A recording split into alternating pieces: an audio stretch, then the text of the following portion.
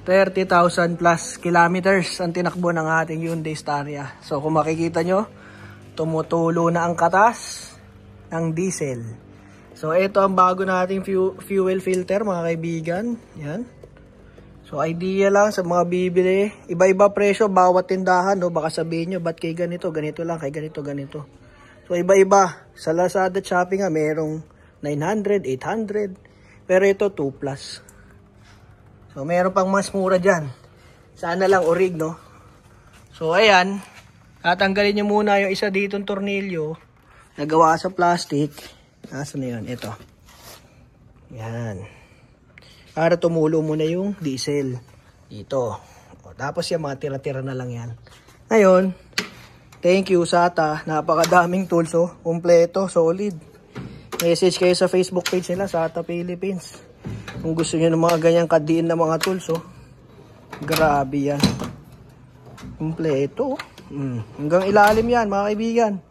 Solid na solid. So, pag tanggal ninyo ng tornilyo, tutulo ang diesel. Pag wala na tumutulo, pipihitin nyo na to. Ang pamihit dyan, maraming pwede kayong gamitin. Pwede yung pang timing, pwede yung parang timing belt na goma, na belt. Pwede yung oil filter wrench na malaki. So, marami kayong pwedeng gamitin dyan.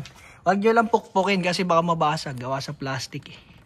Basta counterclockwise lang lagi ang paluwag. Na dead bat. Kaya itutuloy ko lang. So natanggal na. So ito ang laman mga kaibigan. Oh, 30,000. 3 taon. 10,000 per year ang tinakbo ng aking Staria na hindi naman masyadong gamit. Puro long drive lang talaga. Puro norte ang takbuhan nito. Ito yung bago. Ito yung luma. Imagine kung alam ninyo kung paano ko gumamit itong Staria, wala pa tong once a month halos kung gamitin. Meron yan minsan 2 buwan straight nasa garahe lang. Pero tignan nyo ang dumi ng filter. Saan ba kayo nagpapakarga ng diesel, Dok? So, kung saan-saan, pasensya na kayo. So, kung saan-saan. Kasi nga, kung saan abutin, hindi naman ako namimili at tinitignan ko nga kung talagang matibay din itong ating sasakyan. Kung saan-saan lang yan. So, yung iba, sabi nila, pag namimili ka ng gas station, malinis pa rin kahit ilan na yung tinakbo. Well, palagay ko, maigi pa rin. 20,000 kilometers, paltan nyo na. Kasi, tignan nyo. Pag yan ay pumunta sa injector, yung mga dumi niyan, hindi pa to daily use mga kaibigan Minsan, once a month lang umistart yan. Diba? Pag pumunta sa injector, yari na.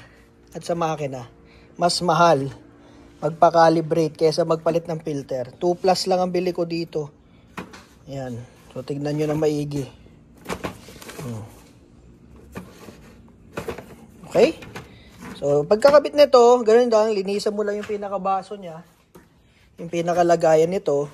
And then, salpak mo na. Ayan, ito. Basahin mo ng konting diesel yung goma para hindi naman mapersa habang iniikot mo.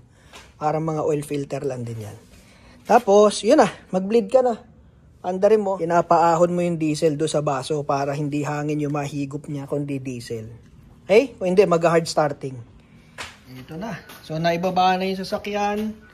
Ang next na gagawin ninyo, pagkakabit ninyo nung fuel filter, kung pwede, lagyan nyo muna ng diesel yung pinakabaso niya para hindi na magkakahangin masyado.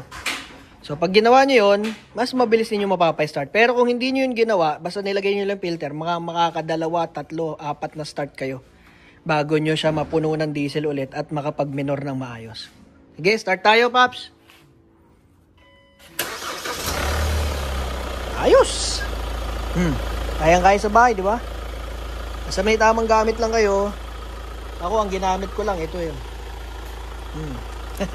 Simple-simple, nilagyan ko lang ng basahan para hindi masugatan yung plastic. Pero kayang-kaya niya pihitin. Hindi siya nahirapan, no? So, ito, oil filter wrench yan. Sama rin yan dito sa ating SATA tools. Okay? So, goodbye.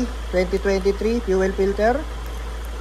Good for long drive na ulit ang ating Hyundai Staria. So, ito ang code.